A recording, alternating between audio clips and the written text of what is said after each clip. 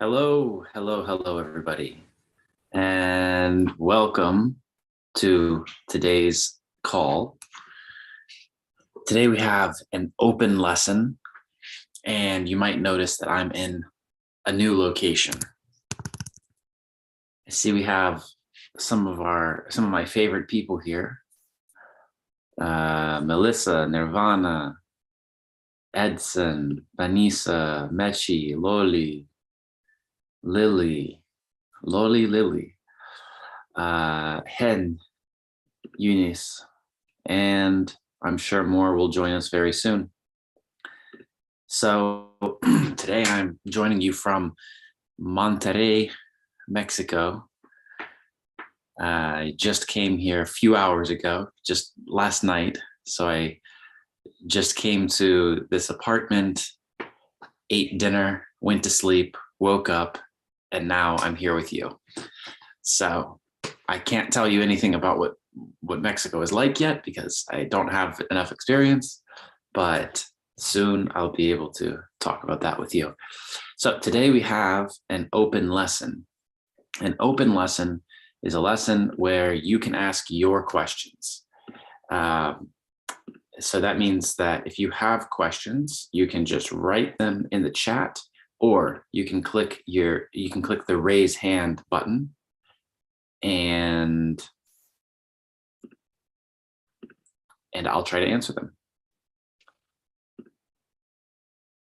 So if there are questions, we'll go ahead and get started right now.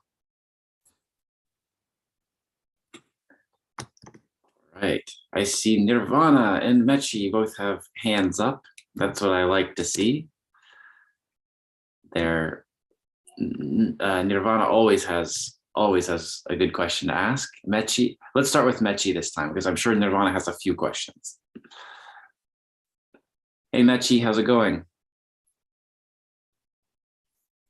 Hello. Hello, teacher. Hello, Chris. Hello, classmates. Long time no see. Yes. And so I am happy to have this possibility to have you with us. And so it's a pleasure for me. I believe also for others from time to time. Well, it's great having you here too. Thank you so much for being here. Yeah.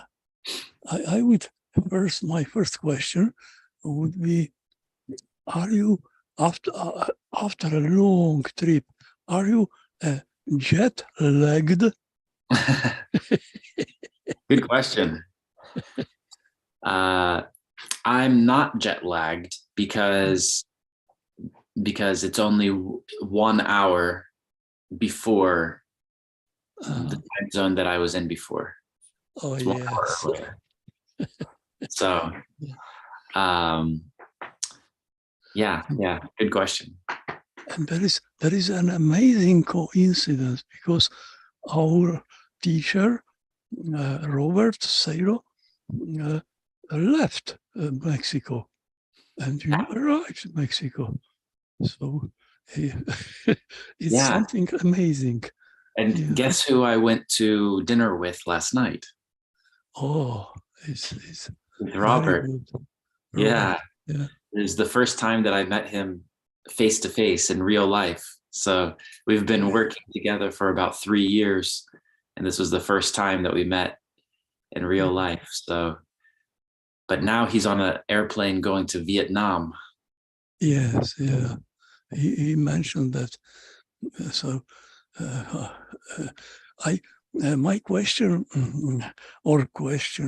probably a very kind request, or I don't know how to describe that, how to name my request, is something that I would be very happy, very happy if we.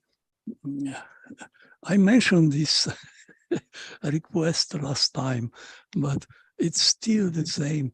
I prefer optimistic, positive topics in our lessons, in our classes.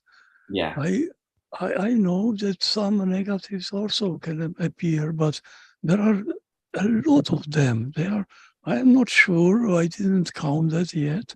I haven't counted them yet, but I have such feeling like 70% or something like that are negative, pessimistic questions. Oh, And really? I would like to change them to positive, optimistic questions, as we could have good feeling, good mood after the lesson. It would be fantastic. You're talking about the topics of lessons in the English Everyday Speaking program, right? Yes, yes. Oh, sorry, I didn't mention that. Yes, Yeah. you're right. Yeah. Today we're live on YouTube also. So, but okay, yeah, I hear you. I will take a look at the topics, and so for everyone who's watching who maybe doesn't know what we're talking about, this is the English Everyday live speaking course, and there's Mechi, and Oh, thank you. here we have the list of topics. So it looks like today we have topics like, what's this? I'm afraid of something. So talking about, oh, look, my calendar changed automatically to Spanish. Interesting. Yes. For example, I'm afraid it's typical kind part of the topic. Are you afraid of something? Right. So what would you say if somebody fight against somebody else? I'm afraid of fighting against you. What thrills you? This one's a little more positive, right? Yeah, so, such Future positive. of education. I guess this one could be positive or negative. Oh, yeah. Yeah. So yeah, we're adding more and more topics all the time, and our goal is for next month we want to add 100 more lessons per month. Oh, So that should add about 3 more lessons per day, 3 to 4 lessons per day more. So that's our goal. So then we can choose. So I will choose only positive lessons. So great. it's good, good offer. And I see that we don't have the lessons listed for next month yet, so I'll make sure I'm going to send a message over to the team right now. Make sure we do that. Okay, yeah, we have different topics coming. In the past, the topics were, focused on some specific courses, like some topics that were chosen by teachers, and now Mechi, you've been with us for a long time. So like last year, we had different topics. So we're going back to the standard topics now. I don't mind repeating topics. It's good for remembering, for refreshing my mind, my knowledge. Yeah, it's good to repeat sometimes the same topics even. Yeah. Mm-hmm. So thank you. Thanks a lot for such a good offer. Yeah. Yeah. Well, we'll keep trying to add more and more lessons, because the more lessons there are, the more chances everyone has to speak. Yeah. All right, Mechi, did you have any other questions? No, that's all. Thank you. All right, thank you. And let's go to Nirvana. Hi, Nirvana. Hello. How are you today? So far, so good. Great. So what questions do you have? Yeah, my questions is about vocabulary questions. Okay. What's the difference between family ties and family traits? Family ties and family traits? Yes. Okay. So let's start with traits. Traits are characteristics. So characteristics, they're things that are special about this family. For example, family trait.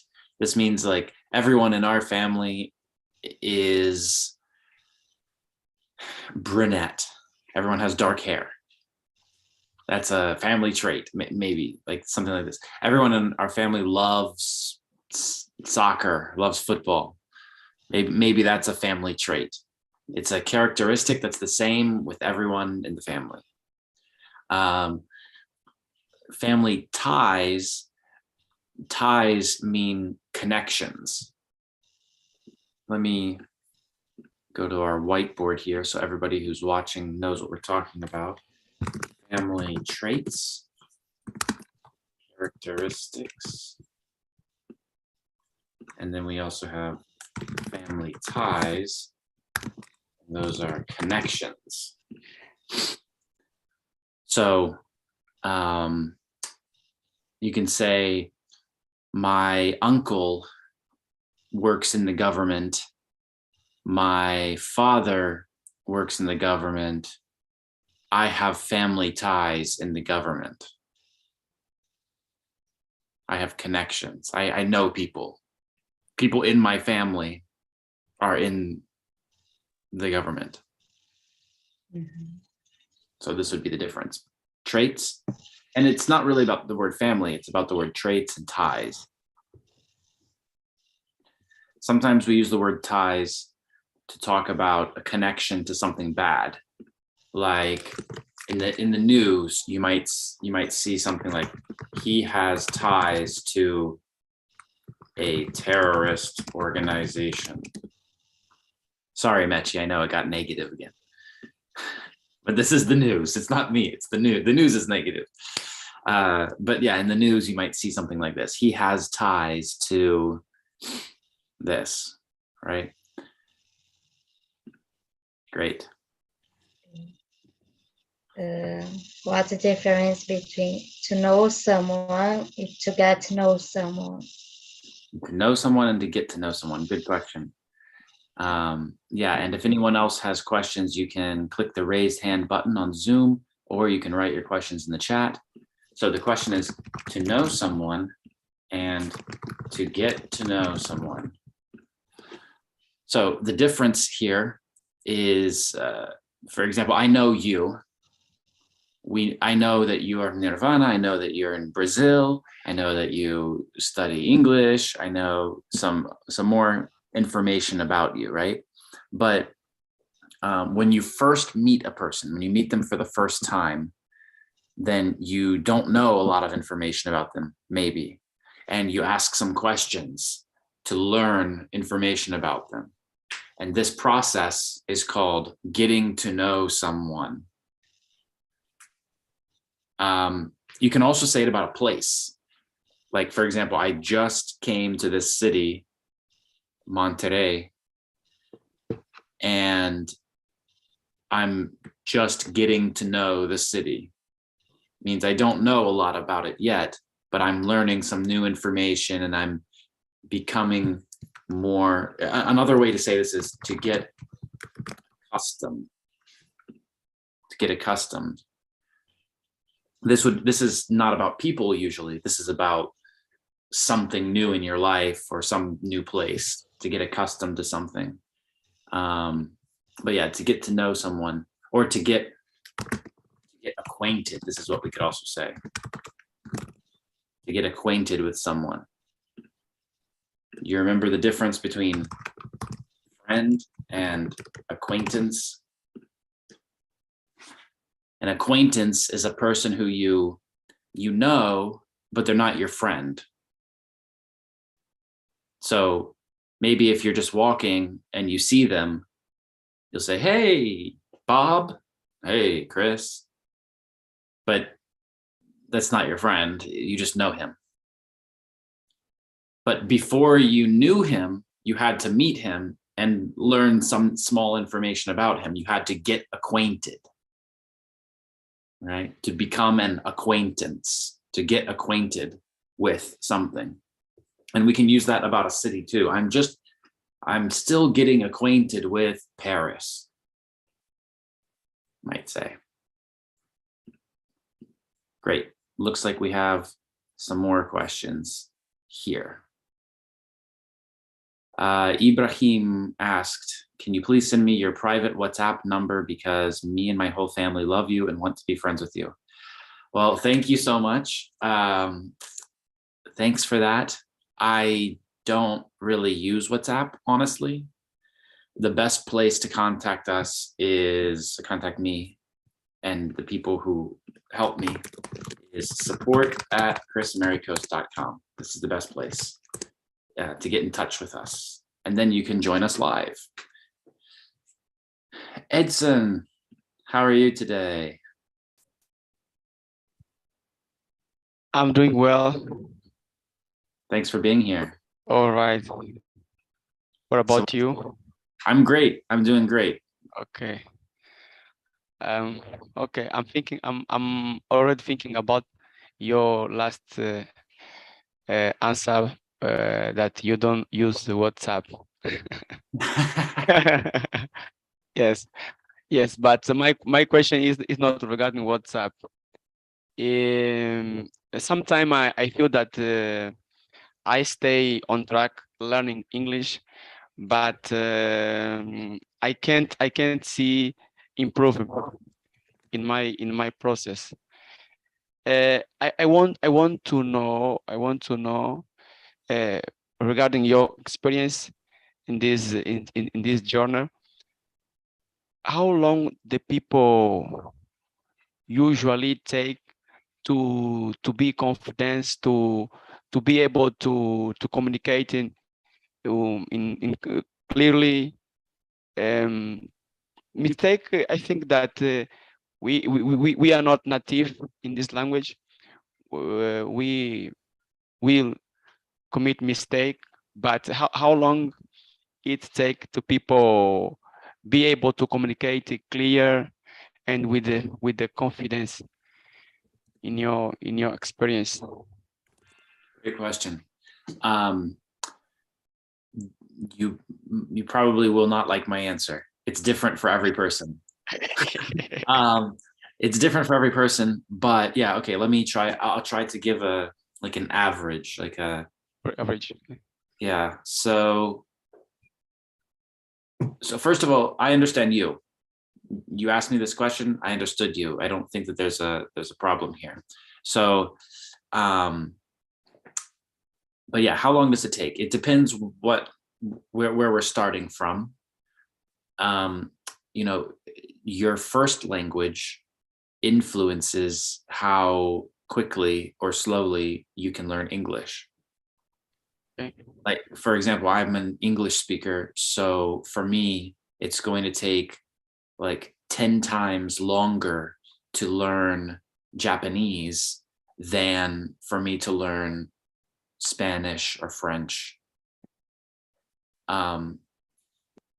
That's just because I started with English. So the language that you start with, it influences how long it might take to learn English because because, for example, English is a lot closer to French than to some other languages like, you know, like Arabic or Chinese. Arabic, Chinese. Mm-hmm. Okay. So that's like the first thing, like where we start from is important. Also, it's about how intensively you study or you try, you practice, right? Because like, for example, about 4 or 5 months ago, I went to Argentina. I was there for 2 weeks. When I first went there, the first week, I didn't remember any Spanish. I learned Spanish at school, but I forgot everything. So I didn't speak. I was just like listening and I was shocked, right? And after 1 week, I started to study a lot on my phone and then I started to try to speak with people. And so I had a lot of motivation. So in the second week, I got a lot more practice. In the first week, I got exposure. Let me put this word on the board. Language. Yes. So language exposure. Exposure. Language practice. Yeah. Exposure just means that you have contact. right? Okay.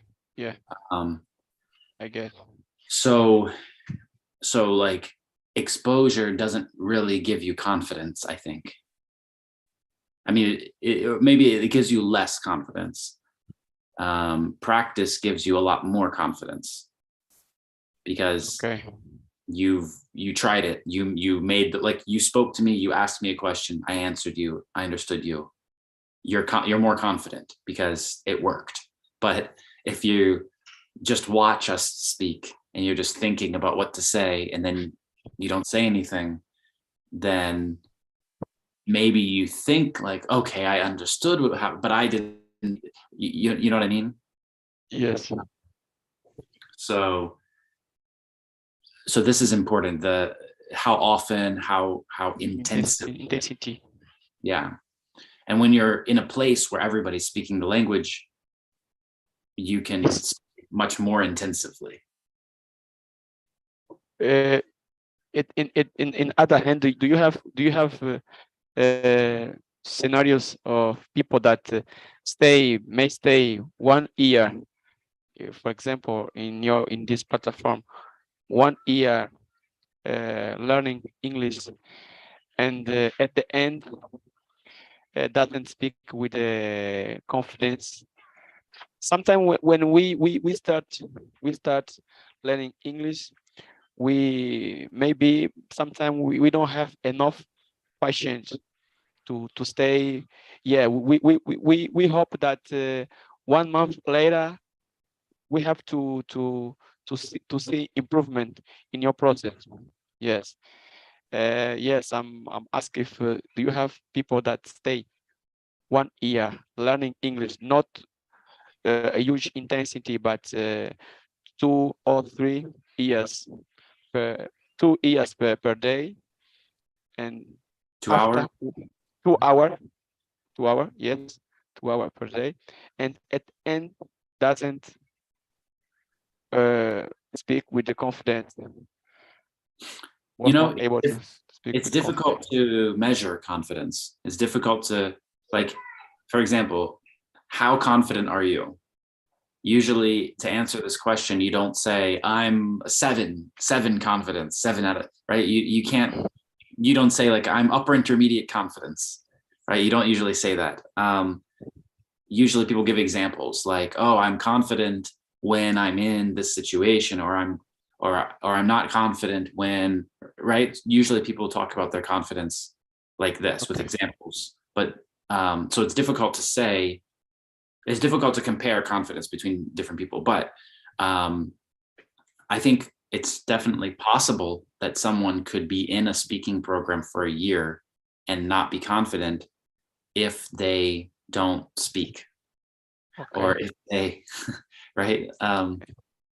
So I think it's possible, definitely. So again, it's hard to measure confidence. So there's no like number that I can say this amount or something like this. But there are people that you can see that, yes, these guys are getting what I'm saying. I understand what I'm saying. No problem with the communication. You are able to go at the school and understand the lessons in the academic school, for example. Yes. I want to understand in this level that you are able to going to the school to stay on one area that people speak English, and I think that every day you learn, but you are able to understand who are around you.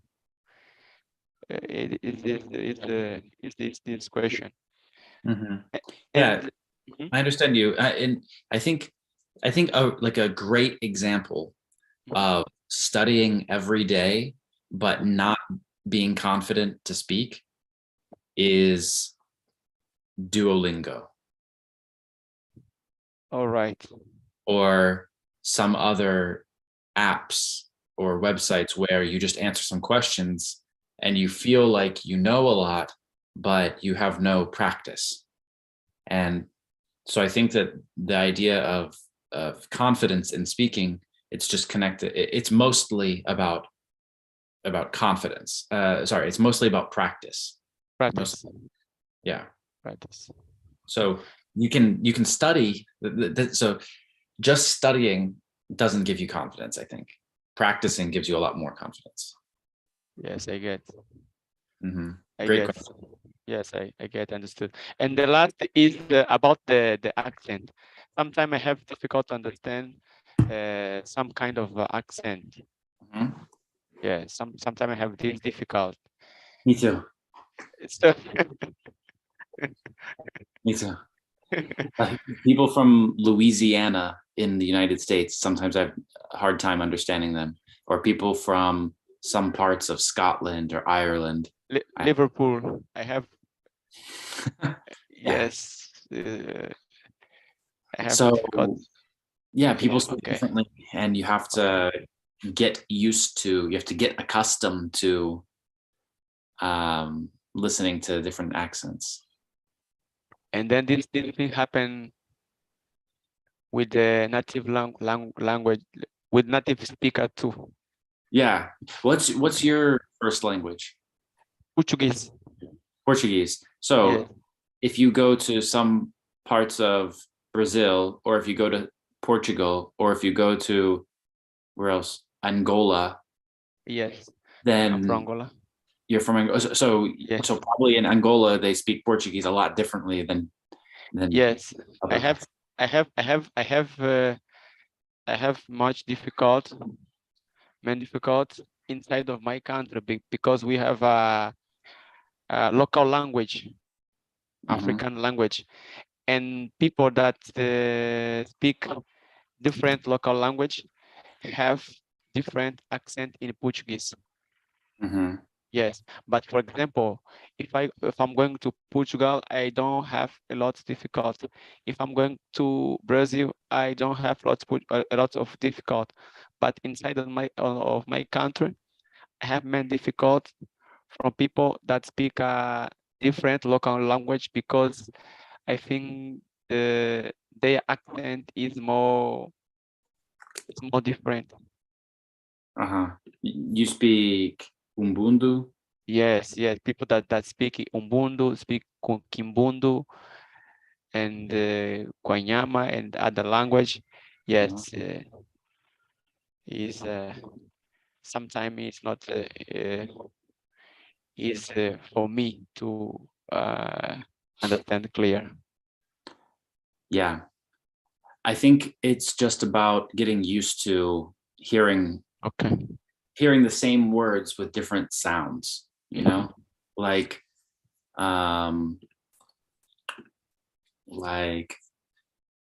so in English, there's a good example is with the letter T in the middle of words, because in standard British English, it like the word will sound like better, Better. but Okay. in American English, it'll sound like better. Better. And then in the north part of England and in Scotland, it'll sound like better, with this sound where they stop the air a little bit. It's called a glottal stop. Better. Mm-hmm. It's different. Yeah. And so this is an example from English where like, so for me, it's going to be difficult at first to hear a person speak with this different sound. But after some time, I will understand that sound equals the other sound. The sound. Okay. I just need more exposure. I need to hear it more. To be more exposure. But for example, in Spanish, it's similar. In Mexico, they say, for example, the word for chicken is pollo. But in Argentina, they say pollo. All right. But all of them speak Spanish. But it's Spanish, and so you need to like get used to hearing the different sound. Yeah. That's great. Thank you for this question. Thank you for opportunity. All right. Thanks a lot. Well, let's go to the next person. I see that we had a question here in the chat about the difference between friend and peer. So earlier we talked about the difference between friend and acquaintance, but also the word peer. Now there's a question. So an acquaintance is just a person who we know, but they're not so close to us. They're not as close as a friend, right? A friend is someone who's very close to us. Maybe we trust them. We have a lot of experience with them. And a peer is a person who is in the same group as us or the same category. So for example, I'm an English teacher, and you can find other English teachers. For example, I'm an English teacher on YouTube. You can find other people who teach English on YouTube, and you can say, Chris, this person is your peer. It means that they do the same thing that I do. Or for example, I'm 36 years old. So you can find somebody else who's 36 or 35 or 37 or who is a similar age to me, and you can say, oh, this is your peer. You are peers, right? And so we hear this word a lot. We hear this word a lot in some situations, like if you see a show on TV about the law, about going to court, about a judge and a jury, they will say, you will be judged by a jury of your peers. Right? In the court, you will be judged by a jury of your peers. It means the jury who makes the decision will be people like you, people similar to you, people from the same place as you, people who have something similar. Also, there's something called peer pressure. Usually we use this term about children and teenagers, where maybe a teenager or a child will do something that they shouldn't do, but they do it because their friends and other kids their age want them to do it. They say, you should do this, you have to do this, or everybody else is doing it, right? Like maybe all of the children are jumping from a high place at the playground, for example, and then the next child does this, not because they think about it and they want to, but because everybody else did it, now they want to. This is called peer pressure. So good question here in the chat. All right, let's go to Taslim. Hi. Hello, good How to are you see today? you. Good to see Yes, you sir, too. fine. And this is the first time I'm chatting with you. And welcome. yes, and this is the first time. And recently I have joined it. I think so. It has passed approximately 6 or 7 days, like that. And I get too much confident. Where are you from joining India? From? Looks like in the background, 14th. is this Nepali or No. This is a Ganeshji. Ganesi? Ganeshji means this Bhagwan of like God in India. Okay, God in India. That's why I'm a school teacher, and that's why I'm in the school. I'm learning from you, and because I don't have too much the fluency in this language, and I saw in only YouTube. I have searched a lot, approximately many times. You can say even a years, but I haven't found such accent or teacher who used to teach it like you. And that's why I thought it is better to join. But I have joined for practicing purpose, and a little bit I am feeling good, but not more. If you will take the means more number of classes, then I will not only feeling good, I will feel glad. So, sir, I have the main question regarding not regarding the confidence. So the whatever the accent or the word pronunciation or phonetics words what you have taught in the elementary level over there, I'm trying to download, but it is not how it could be downloaded because I have messaged to you also in the support Chris Americos, but there is no any reply for that particular, and I have the problem regarding this. Um, First, you give this answer, then I will put the second question. Okay, let me make sure that I understand correctly the question. You want to download something. Yes. What do you want to download? That means accent, like accent, ba, sa, like that. Every alphabet has the, that means every letter has the unique pronunciation. Every word has a unique pronunciation. That I want to know because Okay. I have such problem regarding that. So that's why I'm unable to pronounce the correct pronunciation. I don't know these Okay. things. Okay. Mm. So And I think on YouTube I have a video about the alphabet and about the sound, the main sounds that the letters make. But then there's also this. You can look on Google for the IPA. IPA chart English. Yeah, and so you'll find this phonetic chart. And Okay, I will have to go for YouTube also. yeah, let's see. I guess that one was from someone else on YouTube, but you can find something like this. And so yeah, you can find, there's a lot of different charts, but you can find this and it will tell you, like, in the international system what the sounds are. Right? It's fine. It's fine. And I have searched in YouTube also. It's fine. But many persons are pronouncing in a different way. So in that case, I thought it is better to follow one person like you. Yeah. So because you're a teacher, you're teaching so since long, so you have the too much experience in this regard. So that's why I prefer to you only.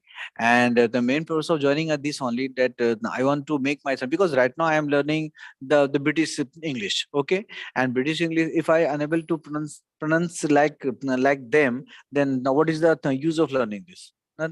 It's very few usage of this. That's why.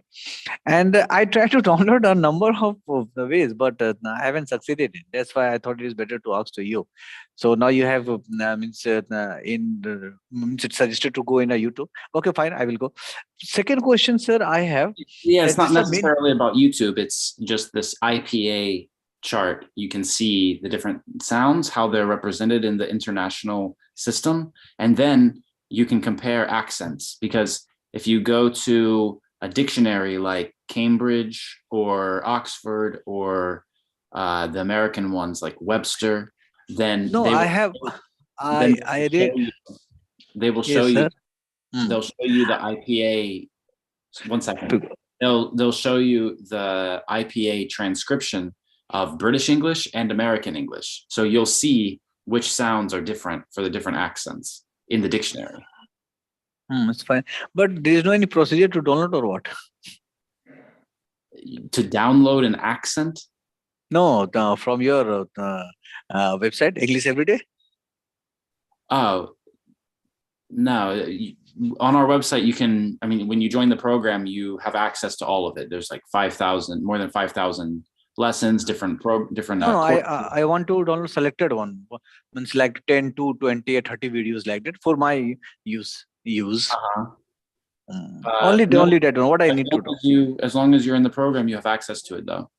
On YouTube, there's also some similar stuff too.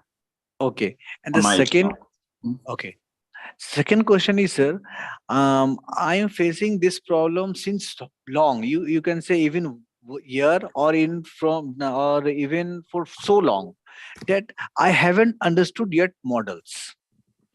Modal verb. Modal verb. I know everything is regarding it. It's just a helping verb and it helps to the main verb. But the main thing is the difference of the primary verb and to the modal verb. But like the primary verb, it tells the tense or it tells the truth.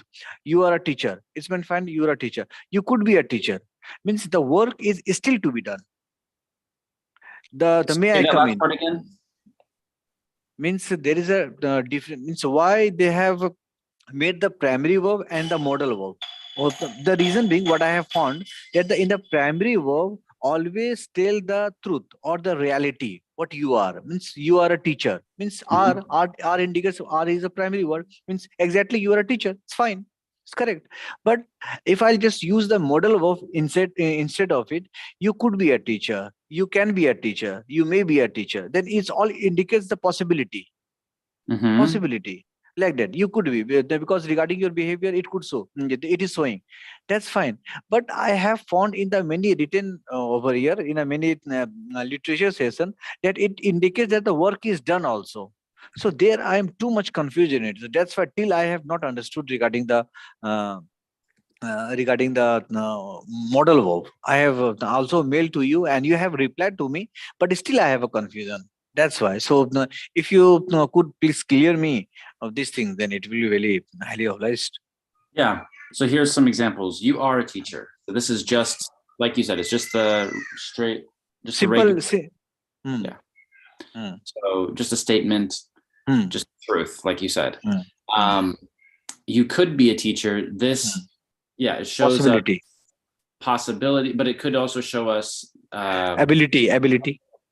Yeah, exactly. Ability. You may be a teacher. This is about possibility. You will be a teacher. This is just about determination. Yeah, that's a good way to say it. Determination. And should. This is advice. Yeah. Advice. Yeah. Advice or opinion. My opinion that you should be a teacher, for example. So really they're just adding this extra element. They're adding more meaning to the first statement, right? But one sentence I'm sharing with you is that you could have done this work yesterday, okay, and you could done this work. What is the difference between that? You could have done this work yesterday, okay, or you could have done this work. So what is the difference between? Because I have added over here yesterday, it indicates the past time, okay, means you could have done, but the work is still not done. Or you could have done this work because of me. You could have done this work because of me, or due to because of my help. So you could do this work tells us about the present, that you had the possibility to do this work. And no sir, in the second sentence, you could have done this work because of me. Because of me, just add it over here and the sentence go different. Because of me, you could have done this work because of me. Yeah, I wouldn't add this here. Because of me, you could have done this work because of me. You mean for me? You could have done this work for me? Means you could, means this is showing the work is completed. The work has completed. The work has been completed. This work has come. Yes. For example, so the first sentence here, it's not different from the second sentence. It's just you just have the word yesterday. Yes. So the main difference here is could have done. This is past, and could do. This is present. This is present. That's all. And we have this rule about past modal verbs. So should is present and should have is past. Past. May is present and may have is past. But mostly we used to use like that, might have done, might be possible, not may. Then there is the less means strength of may or what? That means might. means might have done. Yeah, now might be possible. Like quite possible means might be possible, like that. So there is a difference between may and might. Might they indicates it's a past form and also it's a weaker form of may. Weaker form of may also and past form of may also. Might. Are you getting, sir? Or am I diverting something else? Please confirm So- me because I'm learning now from you. That's why. Okay. May and might, in general, in this case, have the same meaning. But when you talk about reported speech, that's when they're different. That's when we would usually switch may to might. You're right. But generally speaking, we use them the same. So may have and might have, they're really the same. About possibility. Awesome. Thank you so much for those questions. Me too. Thank you. Me too. Okay, great. So let's go to Gigi. Gigi, how's it going? Hi, no complaints here. Yeah, just one question for clarify, because in general, I can say I have been to London, but I can say I have gone to London. So can you explain me, because we normally don't use that and I don't understand what the difference sometimes. Thank you. I can definitely explain that. I have been to London and I have gone to London. What's the difference? Great. So this is confusing because of the verbs to be. So to be in the past was, were, and been, but the verb to go in the past went, gone, but a lot of people don't know that the verb to go in the third form has two forms. There are two third forms of the verb go, gone and been. So the word been actually can be the verb to be, but it can also be the verb to go. This is confusing. And so here we have, I have been to London and I have gone to London. Both of these are the verb to go. These are both the verb to go. So what's the difference then if to go has two third forms? Well, gone, one second, gone and been have a little bit of a different meaning. Gone means that we went somewhere and that's all. Been means that we went and we came back. So gone is one direction and been is two directions. This is the main difference. So when we say, I have gone to London, that tells us that I'm not here. Like, for example, if we are both in, like, for example, maybe we work in Paris and I tell you, and you say, oh, where is Chris? Where's Chris? Oh, he has gone to London. He's not in Paris. He has gone to London. But then I come back from London and you see me and you say, oh, Chris, you know, what have you been doing? Oh, or like you ask this question about experience, right? Have you ever been to London? This question asks, like, have you ever been to London? It means, have you ever traveled to London and then come back? If you said, have you ever gone to London? I mean, we don't usually say that. But if you did, then it would only ask about one direction, about your travel to London. And it would not talk about the whole experience of going there and coming back. So, so for example, maybe we work together in Paris and you say, I need to ask a question about London. And I can tell you, oh, talk to Mark. Mark has been to London. So Mark is in Paris now with us, but he has this experience. He went there, he came back. So this is the difference. Gigi, does that make sense? Yes, thank you. Yeah, clarify. Yeah, okay, thank you. So that's the verb to go, and the word been can also be used in the verb to be. But if we use it with the verb to be, then we'll use words like in or on.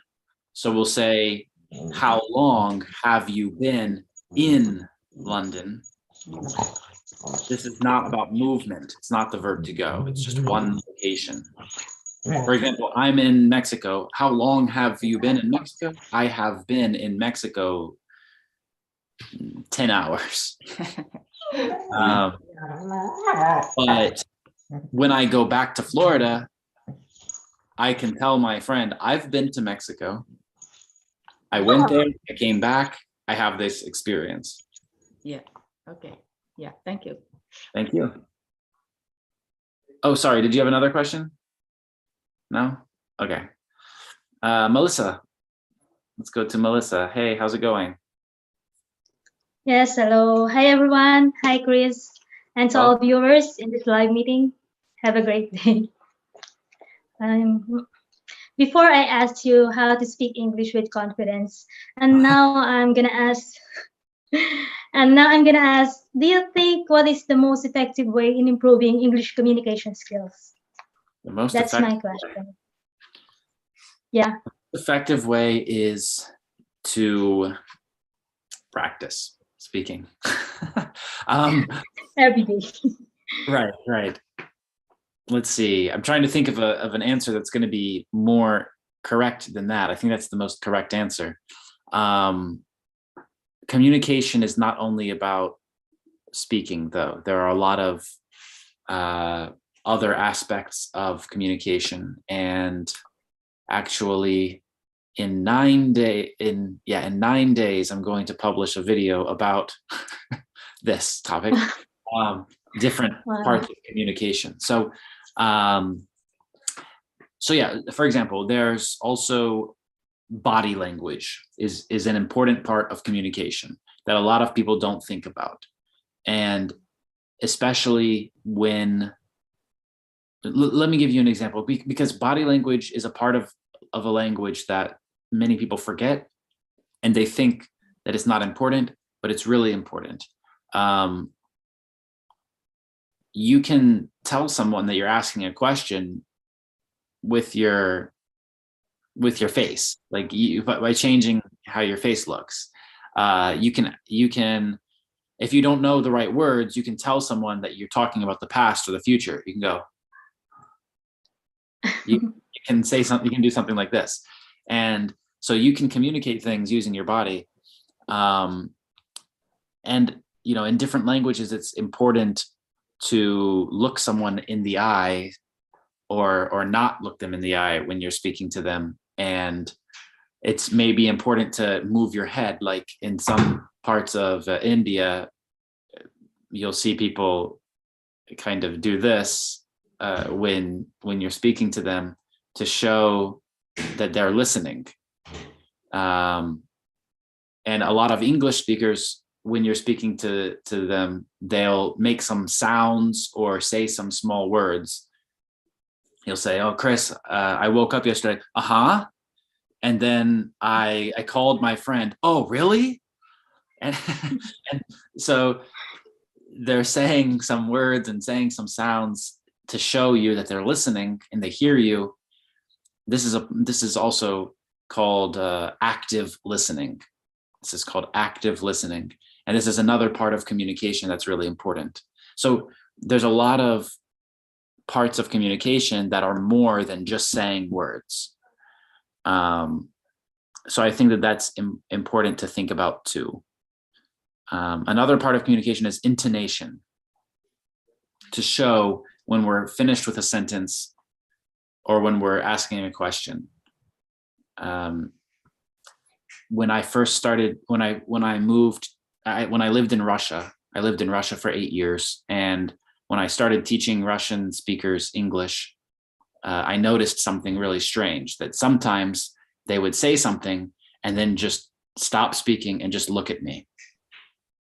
So they would say, like I would ask a question like, I would ask a question like, what do you do? What do you do for work? And they'd say like, I work in manufacturing. I work at a factory. And then they would just look at me. And I was like, okay, like, are you finished? Like, are you going to say something else? And so after some time, when I started to learn more about the Russian language, I understood that there's a special word in Russian that you can just add at the end of the sentence that says, that tells the person, I'm done. You can just say this word, вот. And so at the end of any sentence, you can just add this word and it says like, okay, I'm done speaking. I'm finished speaking. And, but in English, we don't have that word. We don't have something like that. You have to use intonation. So if you're finished speaking, you use falling intonation. Like maybe while I'm speaking, you'll hear me do it because, for example, this sentence, you'll hear me do it. It didn't, the intonation didn't go down. It means I'm going to say more. I didn't do it, but now I'm going to do it. Now I'm going to do it. This means it's the end of the sentence, right? And so intonation can be really important. Even if you know a lot of words, you can make mistakes with these things and the communication will be strange. So there's a lot of things like this. So what's the best way? It's practice. It's because some of these things you don't understand until you speak with a real person, right? Like if you, I mean, I like Duolingo, but when you speak with Duo, you don't pick up these communication things. Yes. Thank you, Chris, and it really helps a lot for us. Well, thank you. Thanks for all of your support, Melissa. I really appreciate it. Thank you so much. Thank you for being with us. All right. Well, we'll go to the next question now. Thanks, Melissa. And let's go to Mr. Ronnie, Bangladesh. Hi. Hello, sir. How are you today? I'm good. How are you, sir? I'm very good, sir. Thank you very much. Thank you so much for opportunity to talk. And I'm grateful to you because last 1 month, I'm watching your YouTube channel and some videos. I'm trying to learn speak English. And I'm from Bangladesh, but I'm right now stay in Malaysia at Kuala Lumpur. I'm working here. I'm expatriate. And Kuala Lumpur? Kuala Lumpur, yes, Kuala Lumpur, Malaysia and Kuala Lumpur. And I'm English language too much love, but when you speaking, I can understand. But when I'm speaking, I cannot speaking fluently. So you can teach some ideas, and just sometimes I'm confused, like have been, some words I'm confused, have been and has been, and confused. So can you teach me how can I speak fluent English language? Thank you, sir. So have been, has been. Yes. This is just about, the difference is just about who we're speaking about, right? If we say he, she, or it, yes, has been. But if we say I, you, we, they, then have been. Oh yeah, okay. Thank you very much. I understand now. That's the only difference for this. Yeah. Thank you. So what else? Well, sorry, what was your other? I thought you had a second question too, right?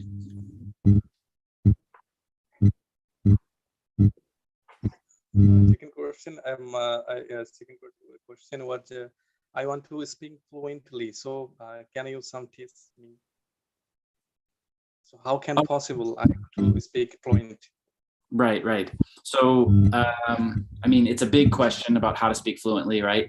There's like 1,000 people on YouTube teaching you how to speak fluently. I know, so but I'm like to your style of speaking. Okay, so yeah, let's talk about that. Why you can understand me, but you might not be able to understand other people. So it's for two reasons. One of them is called enunciation, which is about speaking clearly.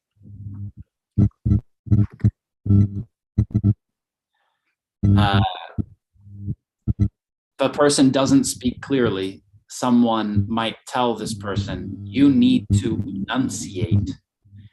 To enunciate means to say all of the sounds in the words. It means to say the sounds in the words. Sometimes people don't say all of the sounds. And so that can be confusing.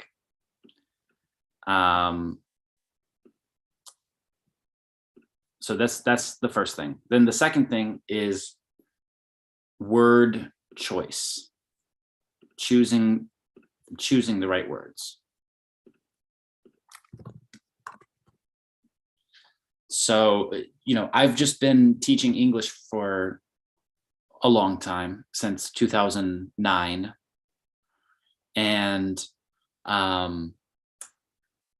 so in the beginning, the first year that I was teaching, I didn't do these things and I didn't understand them. And people told me it was difficult to understand me. And I thought to myself, why? I'm just speaking normal English. And, I thought that it was okay.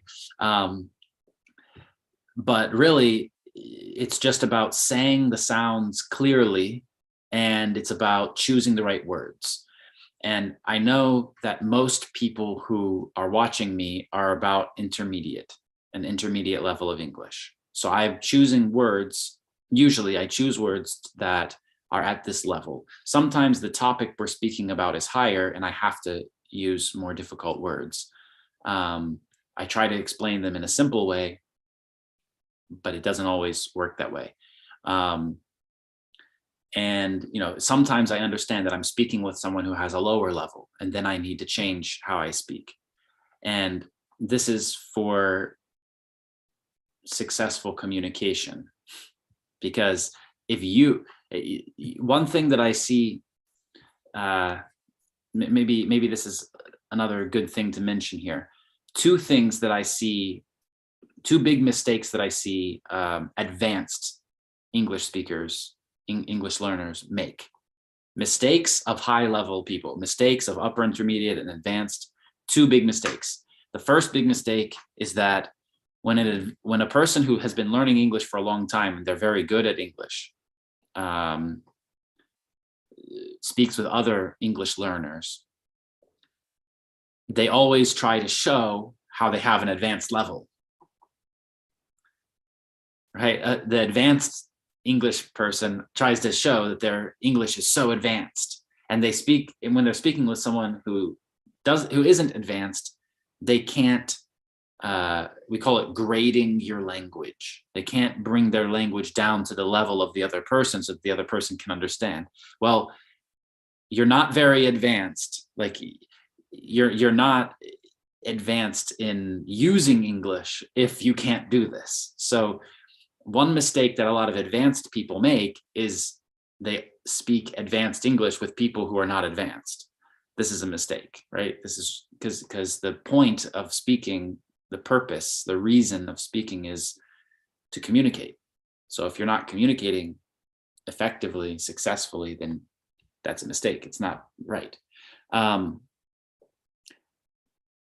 The second big mistake that I see is that for advanced English speakers, English learners, right? Advanced people, is when they speak with people in a different, who are learning another language. So imagine, for example, I'm learning Spanish now, right? Or if I'm speaking with someone who speaks Russian, or if you're speaking with someone who also speaks another language, a lot of times a person who's very advanced, who's learned a lot of English, they can't stop speaking English. They can't stop and go to the other language. And sometimes you should do that. Like if you're speaking with people who speak more than one language, sometimes people who are advanced English learners, they try to force everything to be English when it doesn't have to be. So it feels unnatural. It feels like they're forcing this to happen, right? So like, it's different from what most people think. Most people think, well, if you have a high level of English, you just speak really good English all the time. Okay, but good English is English that people understand. It doesn't mean that you have to use advanced words all the time. And good communication is so people understand. And sometimes in some situations, a different language is better to use. So, right, like imagine that you speak Arabic and you meet an English speaker in your country, and that English speaker speaks Arabic too. And so now both of you speak English and Arabic. English is your second language, Arabic is their second language. So will you make all of the conversation be in Arabic? In English? Will you make all the conversation be in English just because you want to practice English? Well, this is some people who have advanced English will try to do this. They'll say, no, we have to, like, I want to speak English. Well, if you can't move between both languages, then you're not very fluent, because people who speak the languages naturally, they can just use both and it's not a problem, right? So yes, so these are two things that I see advanced English learners make mistakes with. And so as a teacher, I think it's important for me to, like, I think a lot of English teachers who are native speakers make mistakes. They try to tell you lots of slang, and they try to use lots of complicated, advanced words. And people don't say those words a lot. And people don't say those high level words all the time, right? In a lesson where we're talking about that, yes. But if it's just speaking practice, or if it's just a normal conversation, there's no, like, you don't have to do that. Now, a native speaker who's not a teacher, they might use some strange words and phrases because a native speaker of a language likes to be creative in their language. They don't like to say the same thing again and again and again in an easy way. They don't want the other person to think that they're stupid, or that they want to show people that they're smart, right? In their language. So they're trying to be creative and use interesting words and phrases. And so I do that when I'm speaking with other American people, other native speakers. That I might use some strange idiom that people don't use a lot, or I might use some phrasal verbs or slang. And but as a teacher, I think it's important not to do that, because I think that we need to teach the things that people usually say, because when you're just learning the language, all that slang and extra, it's not so important. If I teach you American slang from Florida, that's not going to be useful for you when you go to Australia.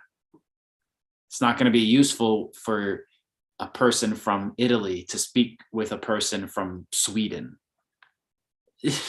Like, it's not going to be useful at all to know that slang. So I think a lot of native teachers make mistakes like that. They think that they need to show all of this native stuff. No, I think that they need to show the standard things in English, because that's what everyone needs to learn first.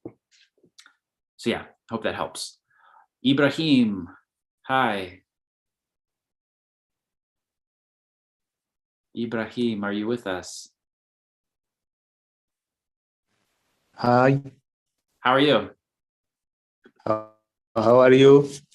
I'm good. How are you? How are you? Excellent. Amazing. First, I will tell you that I like you very much.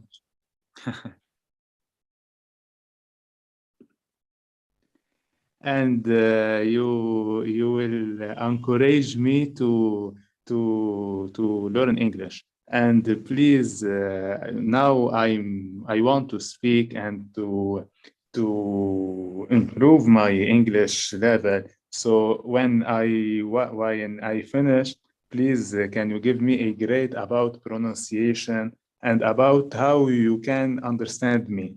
So me, when you are speaking, I understand the majority of your language. And even if I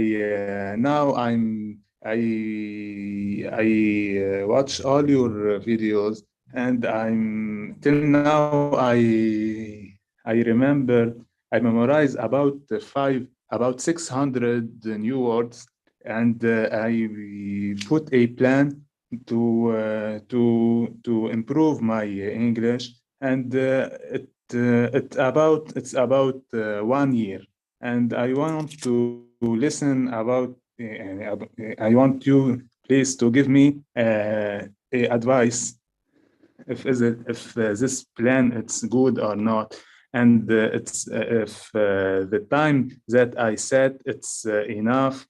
I know that every person have a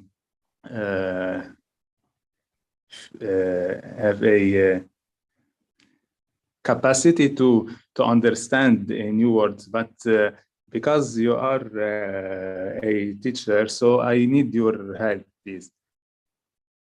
Okay. And me, I'm trying to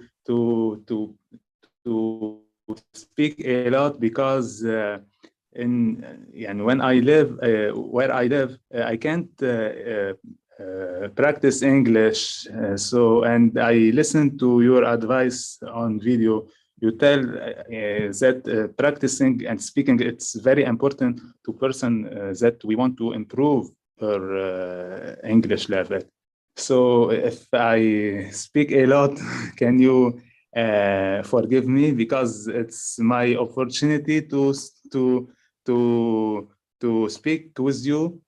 First, because I like you, I love you very much. Second, because it's a way to improve my English. Mm-hmm. Plus, and finally, I speak now recently with my brother in English, even if he is 14 years old, but I try with him because he is near to me, and I found it it's a good way to practice. And at the second side, I'm studying English. I told you, every day I write and for difficult words, and I watch a lot of videos on YouTube, and I study from Busu, an application. I download it and I put a plan, and every day I study about 10 minutes. So please. Mm-hmm. Great. So a few questions there, right? About the study plan, and then about your English. So about the study plan. Yeah, you're talking about learning vocabulary, learning new words. That's great. It's great to learn new words, but this is part of our passive knowledge. It goes in our brain and it just stays there, but if we don't use it, our active knowledge, then it's easy to forget, right? we need to put it into a situation where it's real, to make it real, to make it useful to us. And so we need to activate that knowledge. And I mean, languages are difficult to learn for this reason, because you learn a lot of passive information, and then it's difficult to activate it if you don't have someone to practice with. So I mean, it's a good plan to learn more words, definitely, and use all of the resources that you have and speak with anyone who's near you. That's great. Keep doing that. I mean, that's the best. It's the best that you can do. Yeah. And online, you can also find people to practice with. Like we have our English Everyday program, where you can practice speaking every day, several times every day, with native teachers and students from around the world. So this is also an option, and I've just sent the link in the chat. Now about your English. I mean, you speak very clearly. I understood what you said. I understood what you were trying to say. Thank you. I think that you have, around intermediate level. Intermediate, it's difficult because it's such a big range.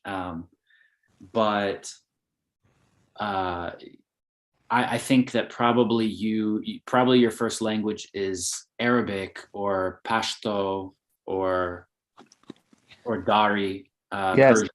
it's Arabic. Arabic, So. And at my school, is the second language, it's French. And after a lot of years, I try to speak English. So it's my primary language, it's Arabic, and second French, and third English. But me, because English it's an international language, I'm planning of improving English skills that I have. Mm-hmm. Yeah, I mean, I think at this point in your language learning journey, it's important to get as much practice as possible and to focus on like upper intermediate and intermediate grammar, and like to push yourself. It's really easy. Like some people learn the language to the level that you have now, and then they stop because the level that you have now is high enough to communicate. Thank you. Thank you. You make me feel very happy, and it's a good way. And now my brother are sitting next to me, and he feel even happy, and he will. He wants to say to you good hello, but he is trying to learn English because he has a low level, and he shy quite to speak with you. So for this reason, he didn't want to speak with you, but he is now smiling, and he is watching you, and he is listen to you. Well, thank you so much. Thank you to you, and thanks to your brother for watching. And thank you. All right, great. Thanks a lot for your question. Let's go to Wajiha. Hello, sir. How are you doing? I'm good. I'm sorry if I said your name wrong. How do I say it? That's okay. Because it's an Arabic name, you might have problems in pronouncing it. Yeah. So, sir, I have a few short questions. Okay. The first one is this: that if I say, do I ask it from other teachers in this session? But I want to ask it again. The first question: would you mind, for example, would you mind giving me your PC or your computer? So what will you answer? What will be your response? The exact answer for this question.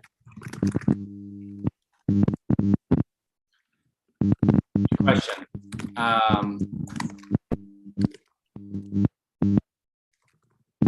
This one. Yeah. So, would you mind? This is difficult for many people because the answer is the opposite. Like if you say, will you give me your computer? I can say, yes, I will, or no, I won't. But if you say, would you mind? Then I say, no, I don't mind, or no, I wouldn't mind. And this means, yes, you can have the computer, right? So, this is confusing. So if you don't mind to give me your computer, what will you say? No? No, I don't mind. No, I don't mind. Okay. It's reverse or somehow no is used for if you don't mind, or no is used if you mind it, or yes is used if you don't mind. We say, I don't mind. So to mind means that this thing is a problem for me. Yeah, a problem. So you say, so instead of saying, do you mind giving me your computer? You can also say, is it a problem for you to give me your computer? Okay. And I can say, no, it's not a problem. No, I don't mind. No, I don't mind. So is there any alternative way for this one? Like instead of I don't mind, what can you say? Like in I don't mind. Instead of I don't mind, can we say something else? Like instead of sure or not at all, something like that. It's really confusing for me. Right. It's because the verb to mind means to be a problem. So if it's okay for the person, then you will say no, because it's not a problem. Yeah. Right? So do you mind, would you mind? You can also say, but other questions will use a different verb, and then the answer will be different. Like, would it be okay for me to use your computer? And then the answer will be, yes, it's okay. But would you mind me using your computer? Then it's, no, I don't mind, for example. No, I don't mind. Okay, thank you, sir. I got this one. And about the next question, and if you say like, I'm in the hospital and I'm at the hospital, what's the difference? Good question. So so there's a difference here between American and British English. And so in British English, if we say, I'm at hospital, or I'm in hospital, there's a difference. At hospital means that you are a visitor. Yeah, visitor. Okay. In hospital means you are a patient. You have a problem. You're a patient or a doctor, okay? A patient, only a patient.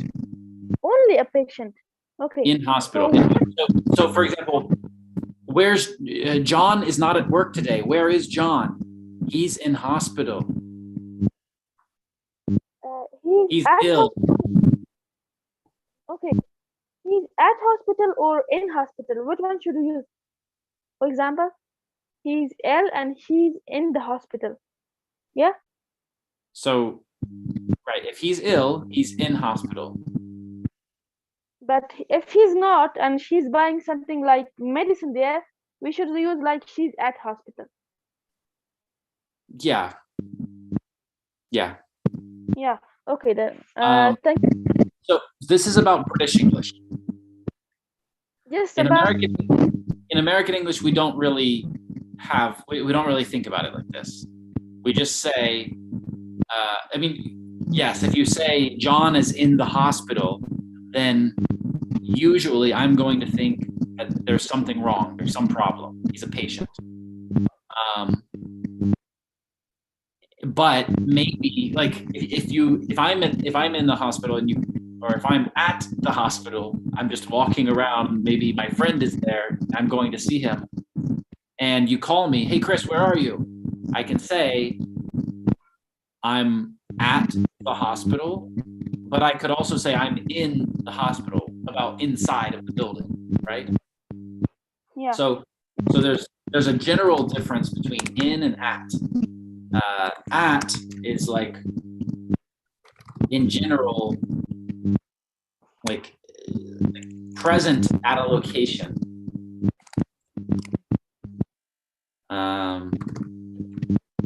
General, like in general about a location. And then in means inside. Yeah, inside, okay. So like, let's use a different example, not about hospital. So for example, the library. Yeah. Like if you just say, Chris, where are you?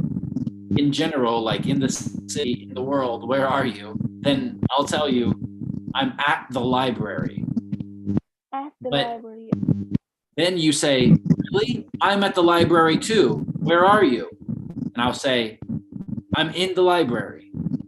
So this means, because at the library, maybe I'm in my car outside of the library. This is at the library. Maybe I'm standing outside of the front door. That's at the library too. Or maybe I'm inside of the building. That's also at the library. But when I say I'm in the library, I'm not in the parking lot, I'm not in my car, I'm not by the door, I'm inside the building only. Yeah, okay. Okay, thank you, sir, about this one also. It was really clear. And the next question is about pronunciation of the letter G. Okay. Yeah, letter G. Sometimes we say like a word like gem, and another word we say like gallery. So this is Sorry, really what was the second word? Gem and gallery. Gallery, Yeah, it's confusing when to use like ja and when to use like ga. Right. Both are vowel letters, yeah? Okay, gem and gallery. So, so there's a pronunciation rule about G that comes from Latin, and this is the same pronunciation rule in Italian, Spanish, French, Portuguese, Romanian. So like all of these languages have this this rule, and a lot of those words came to English too. So you can, so in English, this rule works like 85% of the time, 90% of the time. So the rule is G plus E or I equals G like in gem, like J. But G plus A, O, or U equals G. Yeah. So again, this doesn't work 100% of the time, but it works a lot. This comes from Latin. Okay, sir. Okay, thank you, sir. Thank you. Thank you, sir. Thanks for all of those questions. Those are really great questions, so thank you. All right, let's go to Ifra. Ifra. Hi. Hi, teacher. How are you? Great. How are you? Fine, thank you. Teacher, I asking a question. It's very difficult for me how to use a verb and adjective and adjective and adverb. Can you say that again, please? How to use and sometimes it's changed to verb different types like present past. That's difficult for me. How to improve that? Present, past, future of verbs? No. Yes, verbs. and adjective. Sometimes adjective is very difficult for me. Adjective and adverb. How to use adjectives and adverbs? Yes. Okay. Okay, that's two different questions, right? Adjectives and adverbs, and then the other question was about present, past, future. Yeah. Okay. So when we're learning present, past, future, and English has a lot of different types of this, right? So this is called verb conjugation. Verb conjugation. And this tells us different verb tenses. For example, present simple, past perfect, future continuous, and those things. Those are verb tenses, right? And then we also have verb times, which is like present, past, future.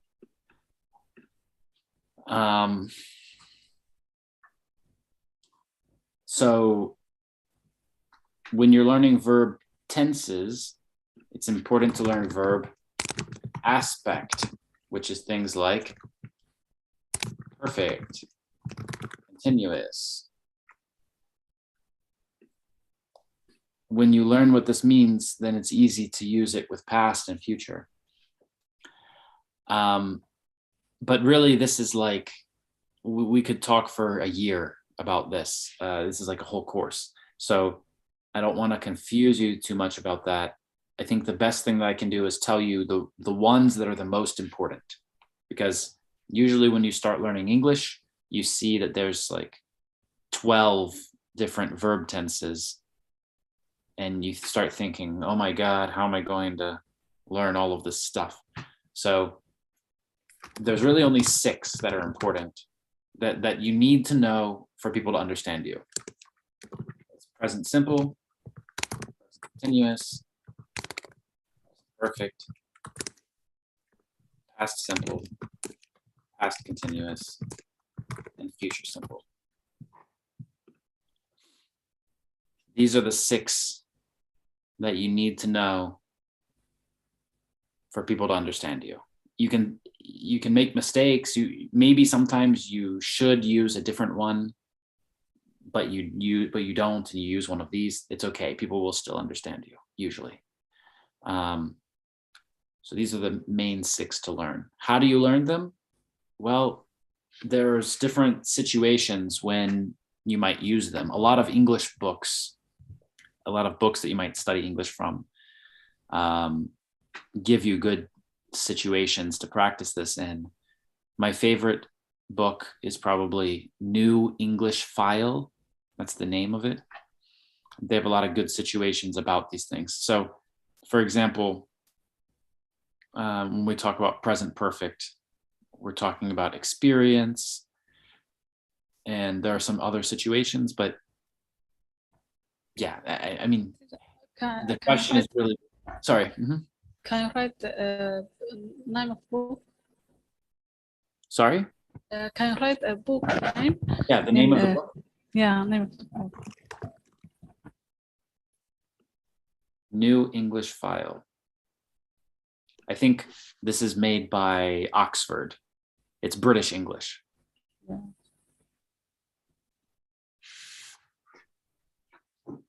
Yeah, this is my favorite one. I think they have a lot of good examples. So yeah, that's just a really big question. So let's go to the second question, which was about adjectives and adverbs. Adjectives give us more information about nouns. Adverbs give us more information about verbs, adjectives, and other adverbs.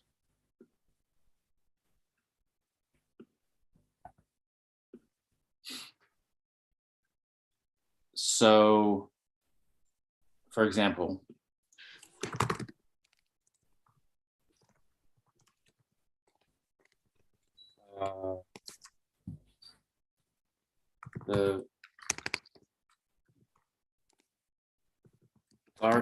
black dog ran very quickly.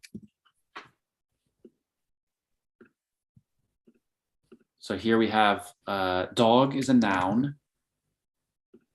Black is an adjective. And this tells us more information about dog. What kind of dog? Black dog. Then dark is an adverb in this case, in this sentence. We know it's an adverb because it gives us more information about black. How black or what type of black? Dark black. Then we have the word ran. Ran is a verb. And how did the dog run? Quickly. Quickly, an adverb. And it gives us more information about ran. And if we want to say how quickly, then we need to use another adverb. So very is an adverb too. Very quickly.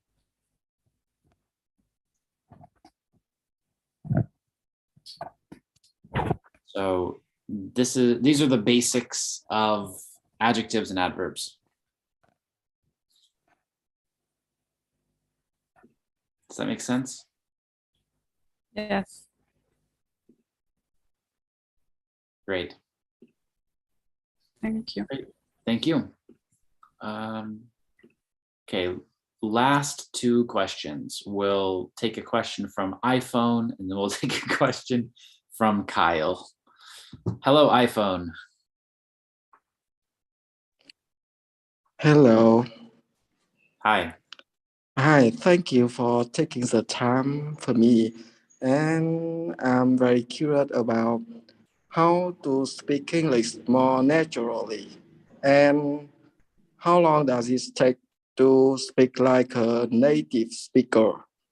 I mean, no one knows I am speaking a second language. And I have been studying English for 2 years by myself. And please comment about my pronunciation. Thank you, sir. Great, thank you. This is a really big question. And there's not one answer, right? Because it's different for everyone. How long it takes to speak naturally or fluently. It's going to be different for every person. At the beginning of this call, I think we answered a question like that about, it's different for each person. It depends what language you start with. And it sounds like your first language it sounds like you're from Southeast Asia. So either, I would say Thai or Vietnamese or Cambodian. I mean, not Khmer language from Cambodia, or maybe Chinese or maybe Indonesian. So it's in this region of the world. This is the accent that I hear. And so starting from those languages, it can be difficult. It takes longer than for some other people to learn English. But how do you sound natural? How long does it take? You sound natural by having lots of practice. You need to choose one type of English. You need to choose, what you are using English for in your life, and focus on practicing that with people who do those things. Like, find people who have similar interests to you and who speak English and practice, like, do something real in life. When I say practice English, I think a lot of people make the mistake of thinking practicing English means like going in the shower and looking in the mirror and talking to yourself or something like that. That's not what I mean when I say practice English. When I say practice English, I mean do something in your real life in English. Like, you need to find some situation that requires you to speak English so that you can succeed there. If there's no risk of failing, then it's hard for you to have motivation to really do it. So you need to find a situation that is real, that's important to you. Then you'll have more motivation to do it. So you need to have lots of practice. How long does it take? It's different for every person. For you, from the place that you're from, it takes a little longer than for some other people. And again, it depends, like we said earlier today, it depends on the intensity, how often, how much, and in which situations, how necessary it is in your life. So there's not one answer here. In general, most schools say that it takes about 6 months of studying 3 times per week in a group, in a course, for you to increase your level, for you to go up 1 level in English. Most schools, most courses say this. It's different for everyone, though. It's really different for everyone. So I can't say an exact number, but I would say that learning English very quickly means to increase, to have a high level from a low level in 1 or 2 years. I think that's very fast. But for many people, it's going to take a lot longer than that. 3, 4, 5 years, I think, is more realistic to have really get to the level where you want to be, where you feel comfortable in almost every situation, right? And again, this is just thinking that you're studying online, that you study for an hour and then you forget about English, and then, right? So it depends how intensively you study it. And not every person learns the same way. When I lived in Russia, it took me about 1 year, and Russian is a difficult language for English speakers, I guess. Not as difficult as Chinese and Japanese, but it took me about 1 year before I could say sentences. It took me 2 years before I felt comfortable in most situations. And still, there's a lot of stuff that I absolutely don't know. And I've been learning it for a long time, more than 10 years, I guess now. So, but at the same time, when I lived in Russia and I was learning it, and I made a lot of progress, I think, in 2 years. But I knew people who were English speakers who lived there too, who lived there a lot longer than me and could never say sentences because they didn't want to. They didn't try to. I mean, they said that, like, they might say they want to, but they didn't do anything. Like, they didn't practice. Every chance they just spoke English, and they didn't do something that required them to speak the language. They just put themselves in comfortable situations. Because let's be honest, you have to be in a situation where you feel really like you're not, you have to be in a situation where you're not good. That's how you learn the language. You have to be in a situation a lot of times where people are speaking around you and you try to speak and you're not good and you make lots of mistakes and you feel really stupid and you can't say the thing that you want to say. And you have to do that again and again. It doesn't feel good in the moment, but it helps you to grow because you have the motivation because you don't want to feel like that again. So you have to put yourself in that situation. And a lot of people don't want to be in that situation because it's very uncomfortable. So so that's my advice, is to find people who like things that you like, or find people who you can connect with so that you can be in real situations, and that these situations are important to you in your life, and put yourself in the uncomfortable situation. Understand that you're going to feel uncomfortable, and you are going to feel stupid because you can't speak, and that feeling, that bad feeling, will help you to motivate you to learn, so that the next time you go to that situation, you say, yes, I said something. This is, I don't know, this is what motivated me, at least. And I think putting yourself in the uncomfortable situation is really the way to grow.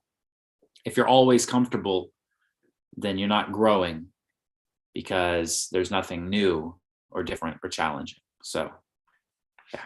Okay, last question. Kyle. Hi. Hi, sir. How are you doing? Good. How are you?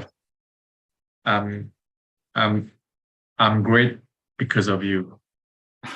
Well, thank Okay. you so much for being here. Where are you from? Okay, thank you. Actually, I'm Kai. Kai. I was the same person. Yeah. Malaysia. Okay, Kai. Okay. Yeah, a person who can speak English, Mandarin, Kai. Do you still remember me? Yeah. I remember. And now it makes sense why you have Eminem on the photo. Eminem. Okay. My question is that how do we speak English naturally without really thinking it? Yeah, that's my question. Yeah, it seems like a lot of people ask the same question. So how to speak without thinking? Well, you have to practice it so many times that it becomes automatic. I mean, I always how to say, like, I always use my native language to transfer, English expressions to speak English. I mean, that's not an effective way to, practice English. So I know how to fix that. Okay.